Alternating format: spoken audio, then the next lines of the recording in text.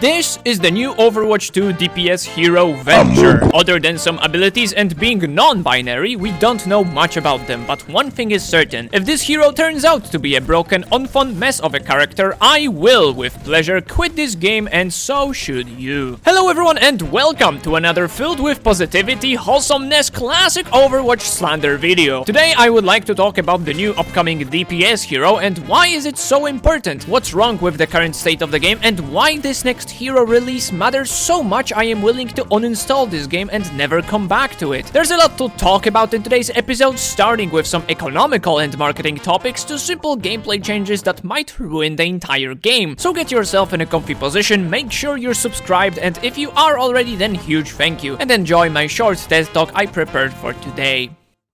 Starting with Venture, for the rest of this video I will refer to this hero as they, to try my best to be politically accurate with this hero's sexuality, and we all know how much it matters if the video game character is gay or nay. Their gameplay has been shown on the latest BlizzCon that nobody talked about because nobody cared. Throughout this short video we can clearly notice this is still a very early build, like the super awesome placeholder hero icon indicates, which means many things may change before we will see the final release. But for now we have a few things to base our opinions on. The first one is the most commonly known fact, that is Venture is going to be a damage hero. For the past few updates we have been getting only tanks and supports back and forward, with the latest addition to the damage roster being Sojourn. This of course wasn't a bad thing at all. I am more than happy Blizzard chose this approach because both tanks and supports have a clearly smaller hero pool than the damage ones, but at the same time the DPS players cannot be neglected too. Therefore Venture it is. Their kit is very basic, we don't even know what is their ultimate ability for now, but as I mentioned, everything is a subject to change when talking about this hero, but I myself already have really high hopes for this hero because it's almost like a match made in heaven, and let me explain. Firstly, there is the primary fire, that is a quite fast fire rate explosive projectile launcher with a max ammo count of 8, so I expect there's going to be a lot of reloading involved in their gameplay. Every first-person shooter player can tell themselves if they prefer the hit-scan type of gameplay like McCree or Soldier 76,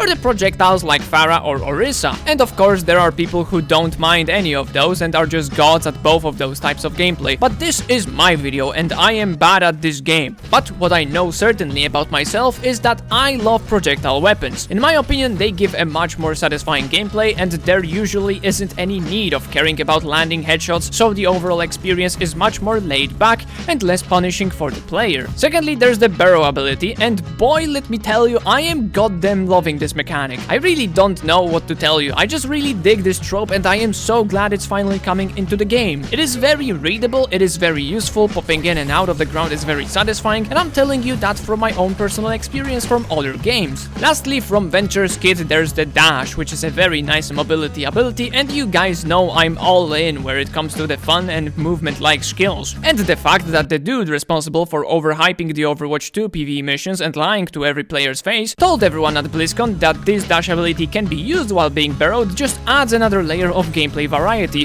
which I'm all in for. In summary, this kit sounds very fun and not annoying to play against. I'm not even saying that sarcastically, so that's an accomplishment for me. I do not see any BS one-shotting mechanics hidden in between those abilities. The fact they behold this slightly above average health pool is also a hint towards them not being one of those squishy assassin's heroes like Tracer or Genji, and all of that sounds phenomenal, right?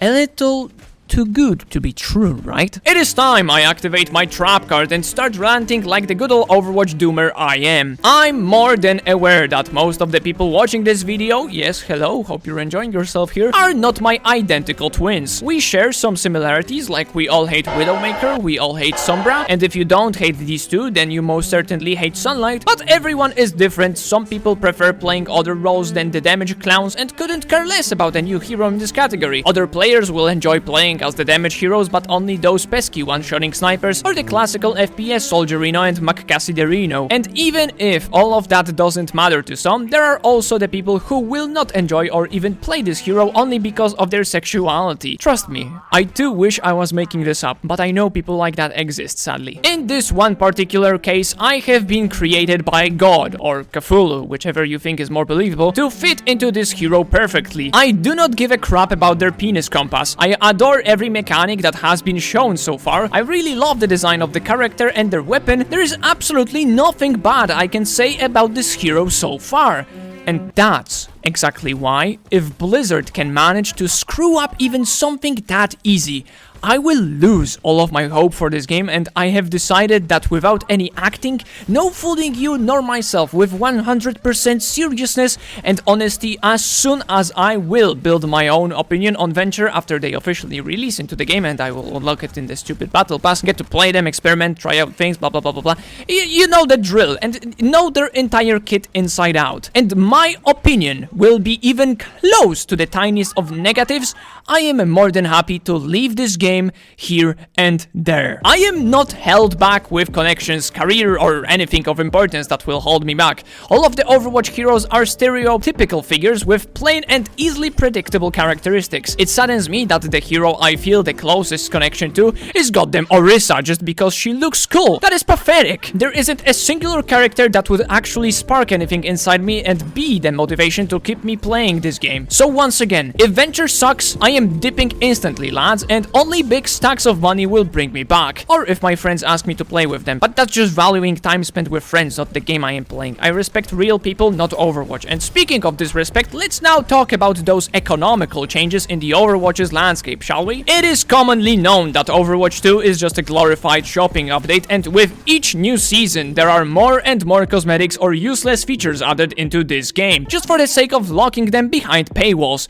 Don't believe me? When was the last time you saw anyone using the 7 years emote in-game? When was the last time you truly cared about what kind of weapon dangler do you have on your certain hero? How many times do you accidentally step into the shop page and see the Overwatch 1 skins, the original OG skins that are owned by most, if not all Overwatch 1 veterans, being now sold for the full price of the freaking battle pass? How desperate and greedy has this company become is baffling to me. As of today, we are faced with the brand new addition of weapon skins being slowly but steadily added into the game. At least that would be the case if it wasn't already a feature in this game since the time legendary skins have existed. Blizzard, through showcasing the hardlight weapon skins and implementing them in-game, has shown how out of touch they are with their own game. Weapon skins are supposed to be the enhancement to the already existing weapon skin you get from legendary or even some purple skins.